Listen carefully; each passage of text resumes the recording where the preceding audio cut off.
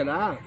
SI ఎవరిని ఏం చేయడు, లోకల్ వాళ్ళ మంచిగా చెడా ఎవరిని ఆపాలనేది కింద కానిస్టేబుల్కి ఎక్కువ ట్రాన్స్ఫర్లు ఉండవుగా. ఈ పోలీస్ స్టేషన్ నుంచి అది పక్క నుంచి ఇటు ఇటు నుంచి అటు, కానీ ఎస్ఐ స్థాయి అంటే స్టేషన్లు దూరం. అంటే ఇప్పుడు మన అవినీతి సమస్య ఎలా ఉంది మన గవర్నమెంట్ పరిస్థితిని దాని బట్టి? గురించి అది నచ్చకనే నేను గవర్నమెంట్ ఉద్యోగం వదిలేసాను. ఢిల్లీలో 8 ఏళ్ళు చేసా, అవును మొన్న చెప్పారు కదా. అవును, ఏలూరు విజయవాడ కలిపి 8 ఏళ్ళు చేసా, 16 ఏళ్ళు ఓకే. ఉద్యోగం వదిలేసి 18 ఏళ్ళు దాటింది. అయితే నేను లంచాలు తీసుకోను అట్లని చెప్పిన ఎవరి జోలికి పోను. మనం హీరోలం కాదు, లేదా దేవుళ్ళం కాదు, హీరోలం కాదు. ఏదైనా నా జోలికి రాను. అంటే ఏదైనా యుద్ధం చేస్తేనే కదా మనం ఏదైనా సాధించేది. అదే చెయ్యాలి, కానీ అనవసరంగా మనం పుల్లలు పెట్టి అన్నిట్లో కలగ చేసుకోవాల్సిన అవసరం మనం లేదు.